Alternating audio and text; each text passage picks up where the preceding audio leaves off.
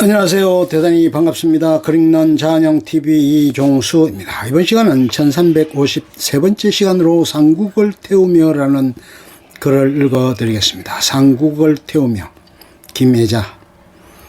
오늘은 종일토록 눈이 내리다가 그치고 그쳤다가 또 퍼붓곤 한다. 산정의 도열한 나목들의 오연한 기계가 설무에 잠기고 마당에 쌓이는 눈은 희고 희어서 푸른 착시를 일으킨다.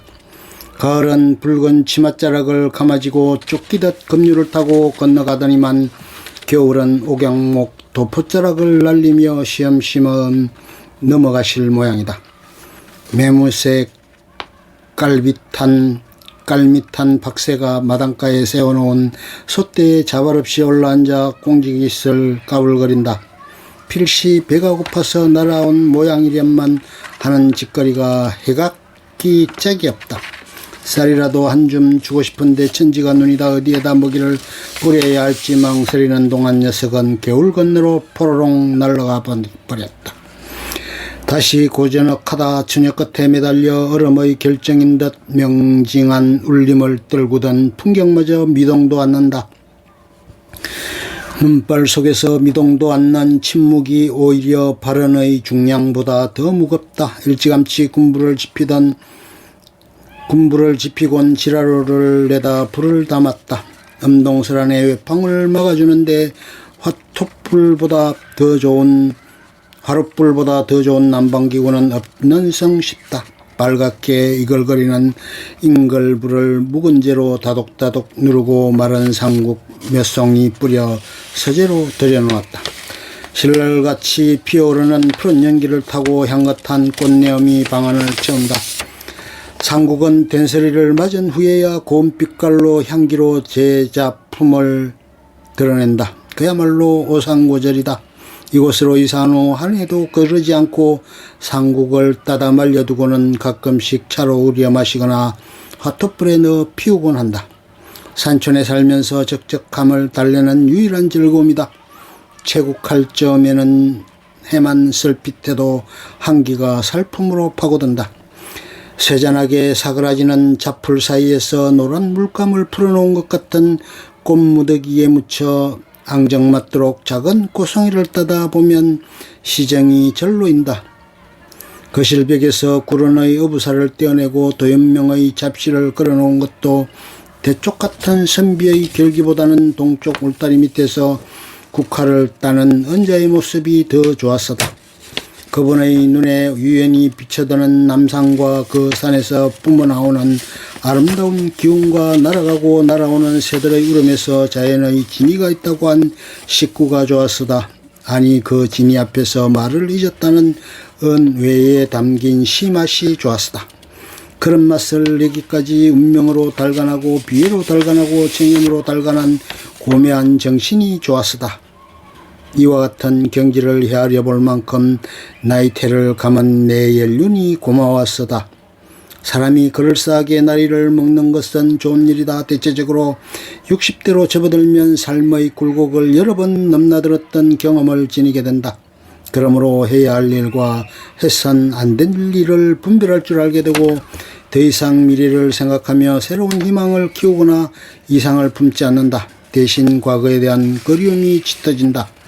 이루지 못한 회한 때문에 젊은이들을 보면 나도 저 나이라면 아니 30대만 되었어도 좋겠다는 말을 자주 입에 올린다. 급하던 성격도 누그러지고 귀에 거슬리는 말을 들어도 속에다 오래 묵새기지 않는다. 불쾌한 일일수록 빨리 마음에서 털어버리는 것이 자신을 위해서나 상대를 위해서도 좋은 일임을 알기 때문이다. 식성도 변한다. 단 것을 좋아하던 사람이 쓴 것으로 바뀌기도 한다. 그러나 이런 것은 여벌에 가깝다.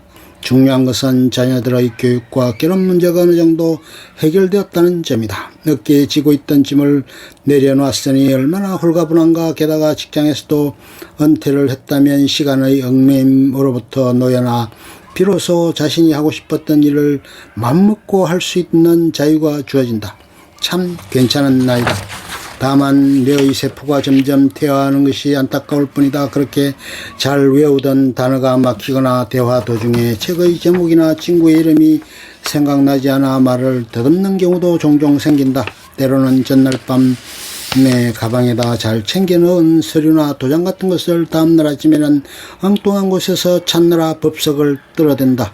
이럴 때는 정말 안심스럽다. 그렇지만 어찌하겠는가. 이것도 자연의 순리인 것을. 오류 선생도 이런 연륜의 얼음에서 잡시를 짓지 않았나 싶다. 말발굽 소리가 들리고 마차가 지나가고 사람들의 발걸음이 거칠 줄 모르는 시정에 묻혀 살면서도 세상의 소리를 귀 밖으로 물리칠 줄 아는 조연함은 이러한 순리를 깨달아야만 가능하다. 내가 사는 것은 앞도 산이요 뒤도 산이다. 첩첩 산중이어서 눈이 오면 빙판진 산구비를 돌아나갈 수 없어 봄이 올 때까지 발이 묶인다. 외로움이 깊어지면 수축해진 그림자를 끌고 휘적휘적 산으로 들어간다.